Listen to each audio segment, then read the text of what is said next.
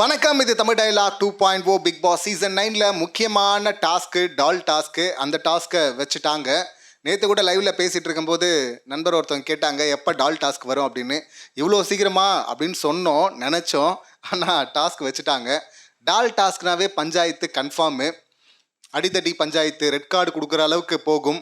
Extra வார்த்தைகளை விடுவாங்க, beep போடுற வார்த்தைகள்லாம் விடுவாங்க.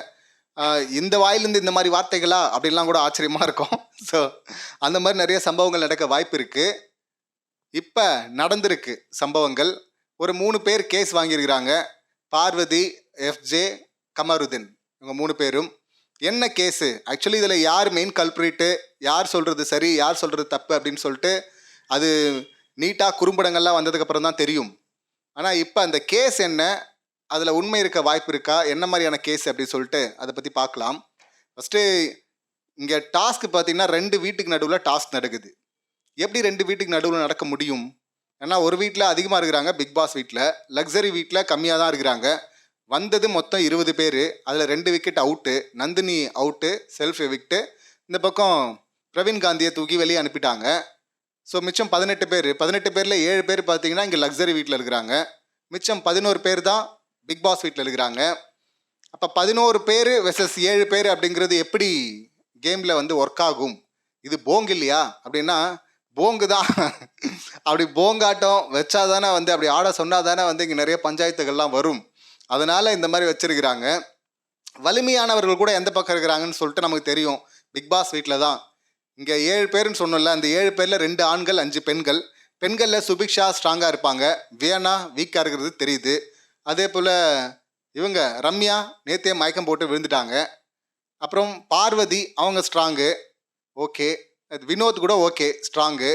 இங்கே இவர் பிரச்சனையோடு தான் இருக்கார், திவாகர் காலில் பிரச்சனையோடு இருக்கார். அது இல்லாமல் அவரால் ஆக்டிவாலாம் அப்படி பர்ஃபார்ம் பண்ண முடியாது. ஸோ அங்கே வீக்காக இருக்கிறாரு. ஸோ அப்படி இப்படி பார்த்தாலும் ரொம்ப வீக் டீமாக தான் இருக்கிறாங்க. நம்பர்ஸ்லேயும் வீக்கு, ஆட்கள் பவர்ஃபுல்லான ஆட்கள் அப்படின்னு பார்க்கும்போதும் வீக்காக இருக்கிறாங்க இங்கே லக்ஸரி டீமில். ஸோ எப்போவுமே வீக்கான டீம் பக்கம் தான் ஒரு பரிதாபம் வரும்ல இந்த மாதிரி டாஸ்கில்.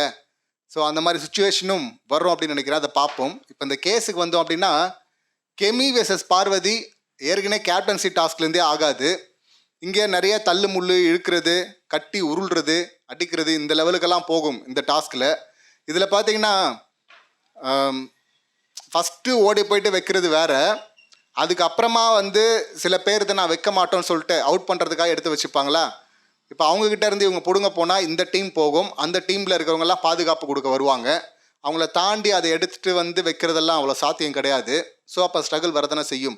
இந்த மாதிரி ஸ்ட்ரகிளில் பார்த்தீங்கன்னா கெமியோட ட்ரெஸ்ஸை வந்து பார்வதி பிடிச்சி இழுத்துட்டாங்க அப்படின்னு சொல்லிட்டு பார்வதி மேலே கம்ப்ளைண்ட்டை வைக்கிறாங்க. கம்ருதீனும், கெமி வைக்கல, கம்ருதீனும் எஃப்ஜேவும் வைக்கிறாங்க. எஃப்ஜேவை அட்டாக் பண்ணுறதுக்கு முன்னாடி இவங்க வந்து சபரிக்கிட்ட வந்து பார்வதி இது இருக்குது மாஸ்க்கு. இப்போ சபரியை வந்து பாதுகாக்கிறதுக்கு எஃப்ஜே இருக்கிறாரு, விக்ரம் அவர் போகிறாரு, அவர் மலை மாதிரி இருக்கிறாரு. இப்போ பார்வதி வந்து ட்ரை பண்ணுறாங்க. ஒரு கட்டத்தில் அவர் என்ன பண்ணுறாரு, பார்வதியை பிடிச்சி தள்ளி விட்டுறாரு. கடுப்பான பார்வதி ஓடி போயிட்டு 2 அடி அடிக்கிறாங்க. ஆனாலும் அந்த அடியை கூட பார்த்தீங்கன்னா லெஃப்டில் அவர் தட்டி விட்றாரு. அது ஒன்றும் பண்ண முடியாது அங்கே பார்வதியால். அதுக்கப்புறம் எஃப்ஜே கிட்ட போயிட்டு எஃப்ஜேவை பிடிச்சி இழுக்கலாம் அப்படின்னு சொல்லிட்டு அந்த பக்கம் ட்ரை பண்ணுறாங்க. எஃப்ஜேவை இடுப்பில் பிடிச்சி இழுக்கிற மாதிரி தான் நான் பார்த்தேன், இதுவரை பார்த்ததில்ல.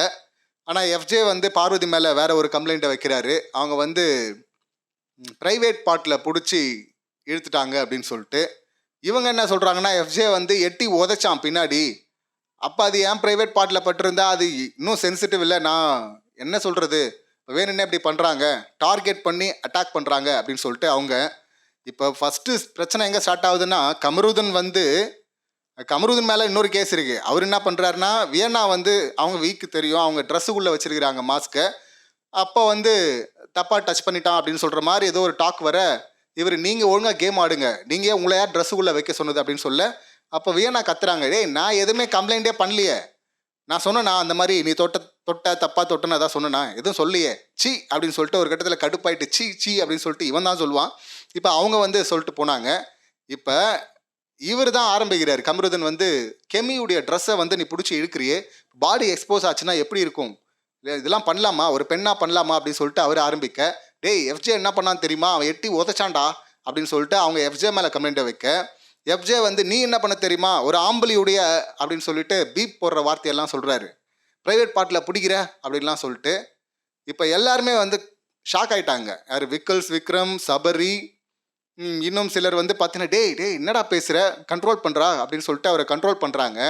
அந்த இடத்துல கனியக்கா இருக்கிறாங்கல்ல, கனியக்கா கனிவான பேச்சு மூலியமாகவே ஜெயிக்கலாம் சார் அப்படின்லாம் சொல்லிட்டு வந்த அந்த கனியக்கா கொடுத்தாங்க பாருங்க ஒரு ஷாக்கு. கனியக்கா சொல்கிறாங்க பெண்கள் பேசலாம் அப்படின்னா அப்போ ஆண்களும் பேசலாம்ல, அவனை ஏன் தடுக்கிறீங்க அப்படின்றாங்க. அவன் பேசுனது ஃபவுல் லாங்குவேஜ். தம்பிக்கு ஃபவுல் லாங்குவேஜும் வரும், கோமா ஆகிட்டாருன்னா வார்த்தையெல்லாம் வெட்டுவேன் அப்படின்லாம் விடுவார், ஏற்கனவே பார்த்துருக்குறோம். அதுக்கு தான் விஜேஎஸ் வந்து வார்னிங் கொடுக்கணும்னு சொன்னோம்.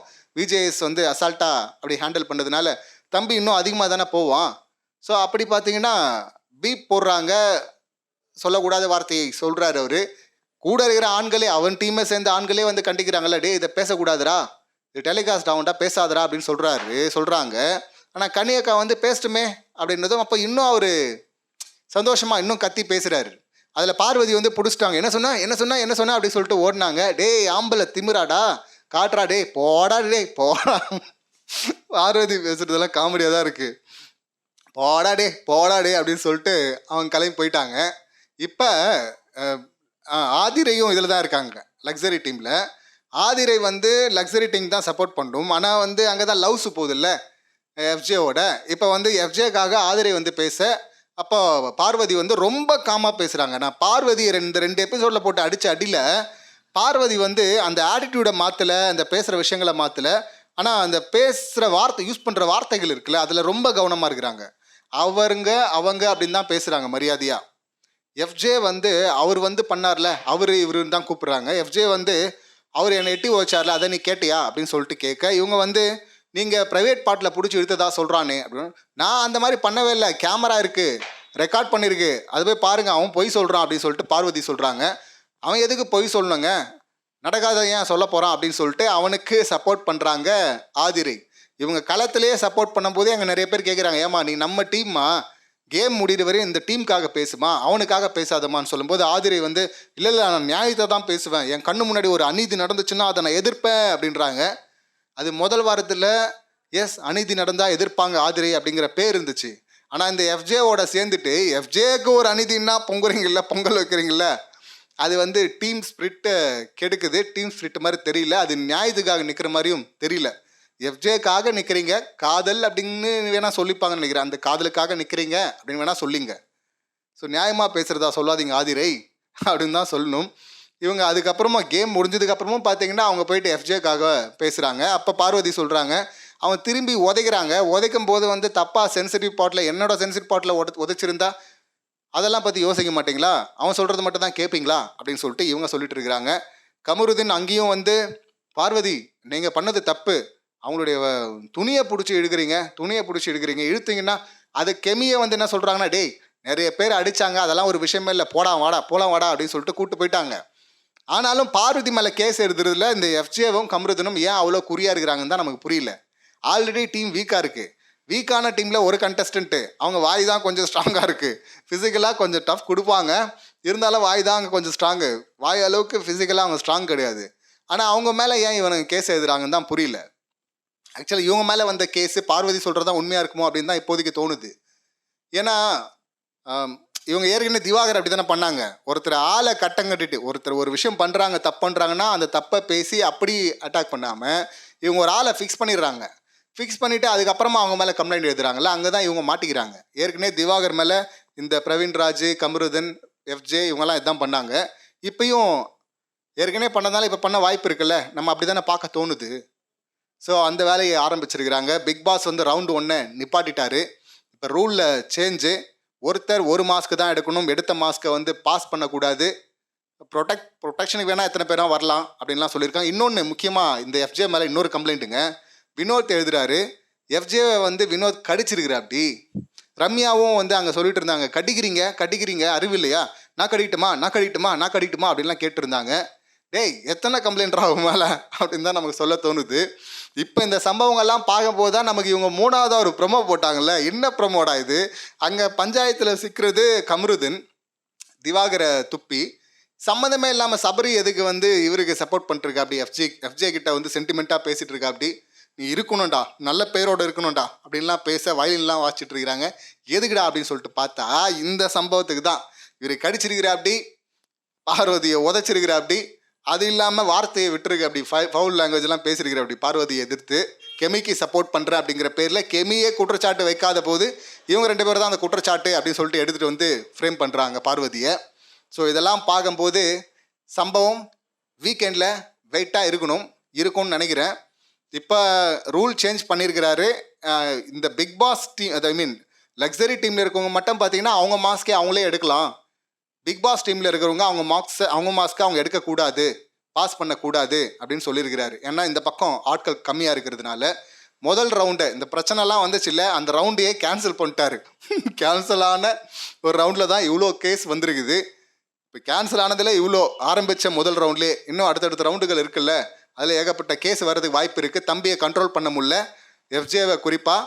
கமருதனையும் கண்ட்ரோல் பண்ண முடியாது. கமருதன் அதில் நேரடியாக சம்மந்தப்பட்டிருக்கா அப்படியோ இல்லையோ, எங்கே வேணால் யார் என்ன பேசினாலும் உள்ளே குறுக்க போயிடுற அப்படி, அங்கே போய் வார்த்தையை விட்டுற அப்படி. ஸோ கமருதனும் கேஸ் வாங்குறதுக்கான வாய்ப்பு இருக்குது.